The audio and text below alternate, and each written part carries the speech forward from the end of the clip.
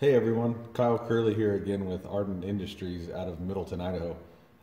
Still putting this altar together and came across another little topic that I thought might be helpful for some people.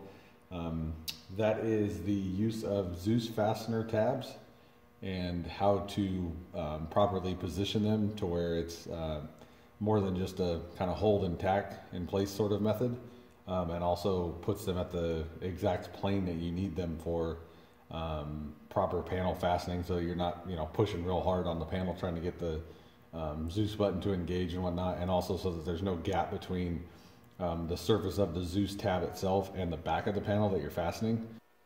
So the method we've come up with to accomplish this is relatively simple, and the best part about it is it only requires one person.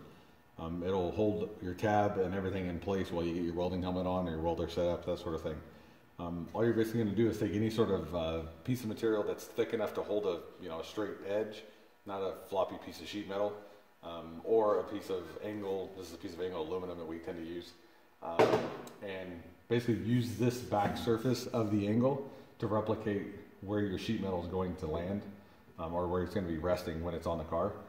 So for video purposes, again, we have these two lines. We're going to basically put a Dzus tab here, but we want this surface parallel with the tangent point of the upper and lower frame rail so that everything sits on one plane, and your Dzus fasteners line up real nice. They're easy to go together, that sort of thing.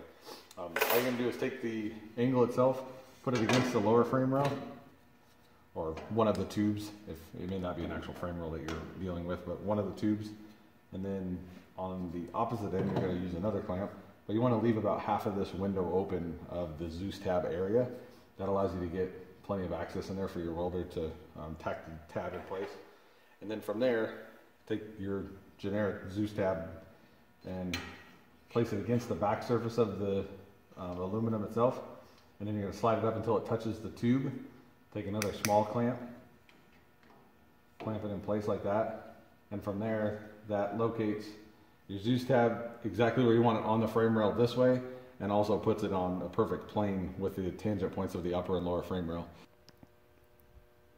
Here we are zoomed in, and you can see that Dzus tab is in place on the line, touching the tube and parallel or on the same plane as the two tangent points. Once you put a tack on that, or stitch across that small little flat there if you want, you can undo all your clamps, and that exposes the rest of the Dzus tab, and from there you can weld it up completely. I promised myself that I would keep this video a little shorter than the last one. Hopefully it was a quick little how-to and a couple tips that somebody can pick up and use in their own shop, on their car build, whatever they're building. And we will catch you on the next video. Thanks a lot for watching.